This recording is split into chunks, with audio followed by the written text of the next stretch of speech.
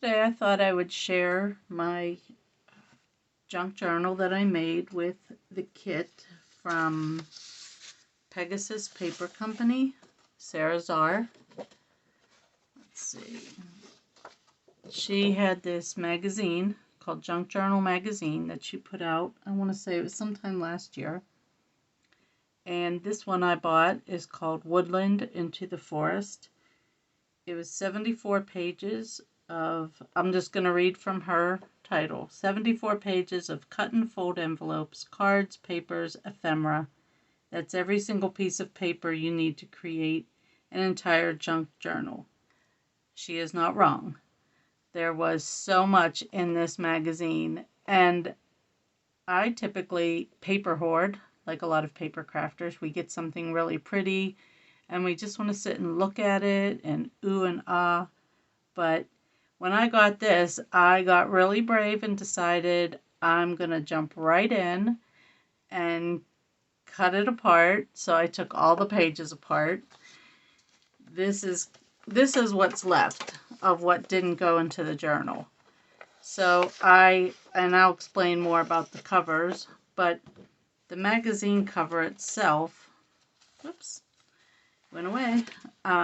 The front and the back cover had this wonderful marbled paper, glossy, on the other side of the covers. And so completely usable from front cover to back cover.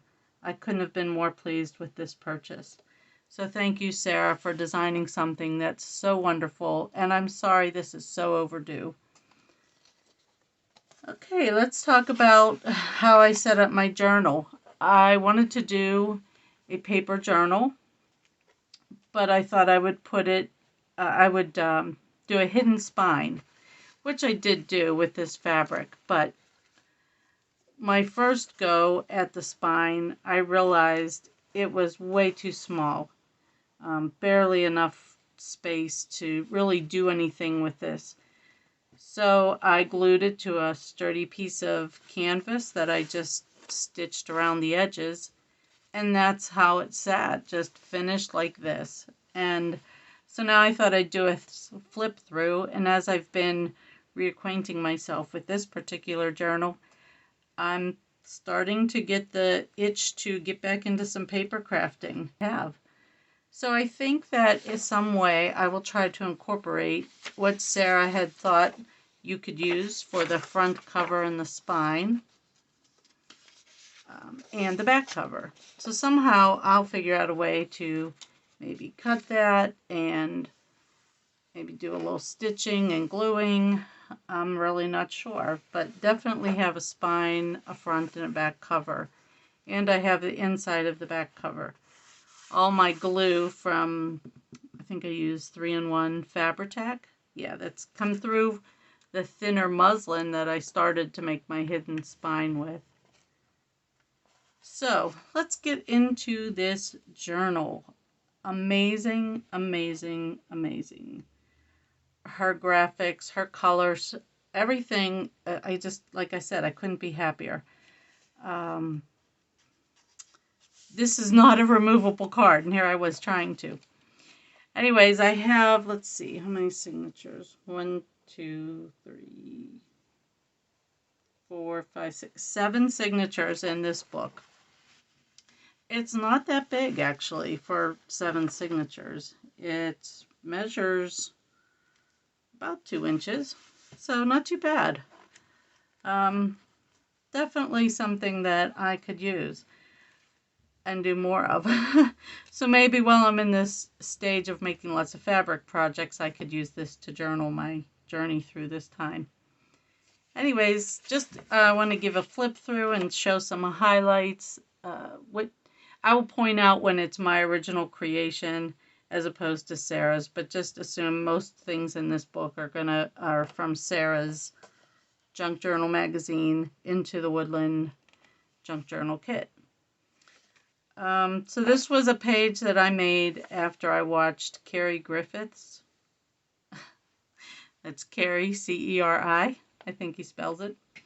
Anyways, he had shown how to make these kind of pages, and I went crazy and probably made a dozen. And then this magazine came, and it was just perfect. It fit the theme.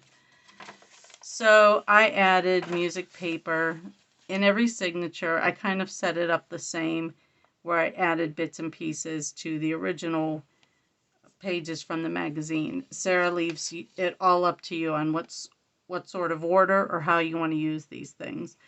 So I had a lot of fun creating this. Added fabric in every signature. I guess I was thinking about how maybe one day I would start sewing there. And I probably will find something that I've created to fit there. Or at least in some of the fabric pages. So again, Sarah's lovely graphics. In her magazine, she gave lots of what I call instant flaps or instant pockets. So lots of fussy cutting, I will say. But it got me through a lot of time that I spent having to sit around not doing a whole lot. And it was therapeutic. So I appreciated having all these. But all these little flips and pockets have a really pretty back to them. So that was fun. So whenever you add one in, like this, you have a little design. So that's a fun aspect of this Junk Journal magazine. So just some decorative stitching, ledger paper, pretty much the standards that a lot of us junk journalers use in our books. Music paper. And then the other side of that, I cannot remember what Carrie called these, but field notes, field something. I'll try to put the information in the description box. I'm trying to figure out how to make the information be a link to the video, and at least for now you can at least copy and paste, so I will try to put what I can in the description box. So that's the end of the first signature. Here's the next signature, again using Sarah's papers. They're featured prominently throughout this whole journal. That was the point, for me at least, to use it as the journal, not to add to existing works that I was in the process of. I made a journal specifically with the magazine as I think she intended. Maybe she can comment and let us know. I had this wonderful green cotton fabric I thought matched the colors perfectly. Sarah, like I said, gave us a lot of instant pockets to cut and fold and glue. I did some inking on some of it. I don't want to spend a lot of time showing every single page, but there are a couple of favorites in here. I had done some jelly plate prints earlier last year, like in the summer. And I was so surprised when I went through my stuff to find that I had a lot that matched these colors. So, like these papers, I was able to stamp them in colors that matched. That was fun. Lots of great graphics Sarah used in her magazine. Look at this for a center page spread in a signature. Just, it's beautiful. Like, I don't want to write on this, and I don't want to cover it up. So for me, I enjoy just looking at pretty paper. So this is kind of fun to have, to just flip through. Here's one of my own creations. Just stuck that on here. This was part of another YouTuber's Christmas thing last year. But the owl just fit perfect because Sarah's got owls and birds and other woodland creatures. So some of the cards are from other YouTube creators, digital downloads, just a little bit from everything and everywhere. Again, these papers are so beautiful. There's a light lining on here, so I could journal on this page. That would be fun. And a lot of classic graphics that she brought in. I'm a history buff, so I also loved that kind of historical, I don't want to say vintage, but just a historical type of old world feel to it. Really enjoyed working with this. this magazine. Sarah, you should be proud at the job that you did at producing this magazine. I've been out of touch with my paper crafts for quite some time due to some health issues, but I'm getting back in there. Enjoying this as much as I'm enjoying my sewing and my slow stitch. So just a lot of fun pages that I added to Sarah's. See, she had this owl theme. And I really like this about these papers that I used as signature covers because they have these little decorative graphics on them. That was fun. I experimented with putting fabric as pages in this particular journal for the first time. This is a special paper I got for Christmas last year and from my kids, and it's just really soft. It's almost like fabric. I still haven't found the perfect writing utensil for this, so I don't know what pen or pencil I'll use. But it fit. I just had so many things in my stash already when I got this that fit. Like some, this was tea dyed fabric. We all love a good tea dye, coffee dye fabric. And so again, wonderful centerfold papers. Lots of fun graphics. She included not the paper clip, but the envelope, the complete cutout for the envelope, and then what's inside is just another great place to journal. I mean, this could be made into a little journal within a journal. That could be fun. I enjoyed the rubber stamping and doing some coloring. That was fun to add to it. I had made those pages, but I had not done the coloring. I had just left them in the brown ink or the black ink. But when I put them in here, I decided that I would go ahead and color them to kind of coordinate with the rest of the color scheme in this kit. Some fabric. What do we call these? Tabs. I am so out of practice with my paper crafts. The words are coming back though. Really, really enjoy this. I think if you love an all-in-one kit that has all the supplies paper-wise, with a lot of embellishments, and prints and graphics, this is a perfect kit. I mean, it makes a great gift for a friend who's into junk journaling. So one of the fun things that Sarah had made for our Facebook group, Junk Journaling for Everyone, was we had this challenge to make these little journal drawers. I think that's what they're called. Sorry if I got it wrong, Sarah. But I loved creating it and putting it all together.